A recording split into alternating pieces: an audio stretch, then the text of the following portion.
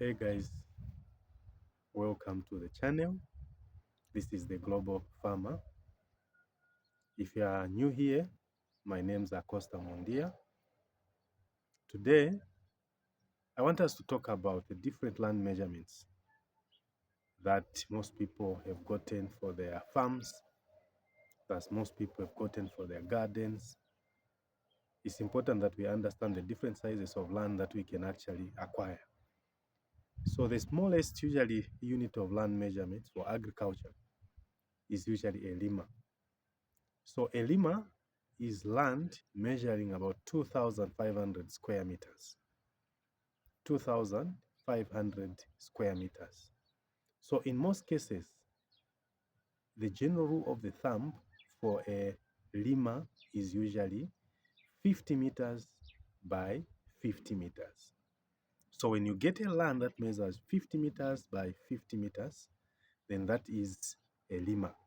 However, I must be quick to mention that that may not be the only dimension. There are other ways you can mix this to give you the 2,500 square meters.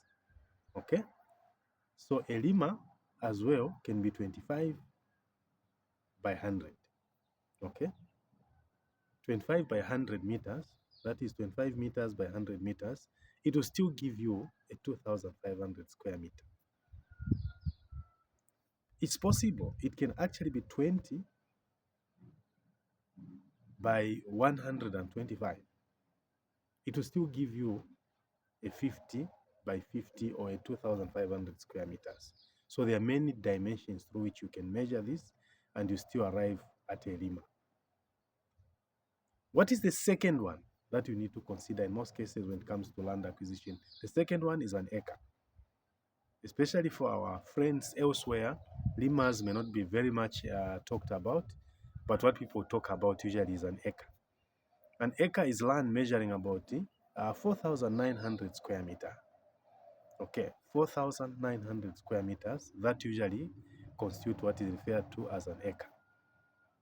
Okay, there are many other dimensions as I've already shown that you can use to calculate and still arrive at an acre. The whole issue is understanding that an acre is 70 meters by 70 meters.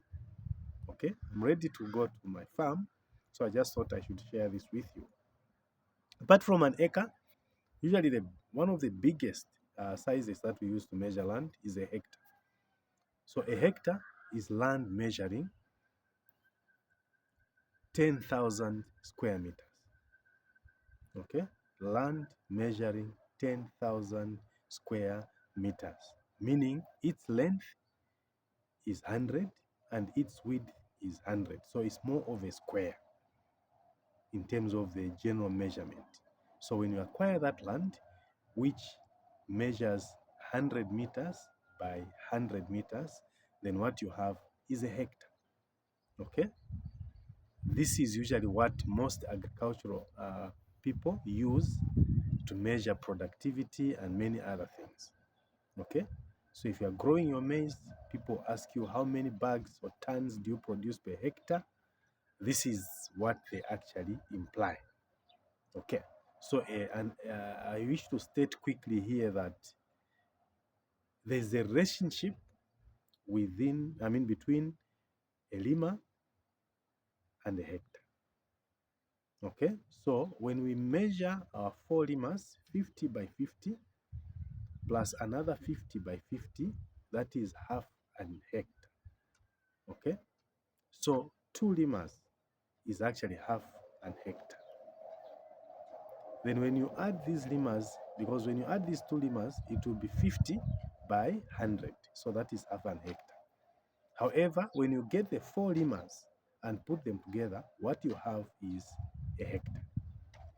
Okay, that piece of land is now referred to as a hectare. So 4 Limas will give us a hectare. However, I should be quick to mention, usually we are tempted to think that 70 by 70 is slightly bigger than 2 Limas or slightly bigger than a hectare. That temptation is actually in our mind because we think of 70 and also 70.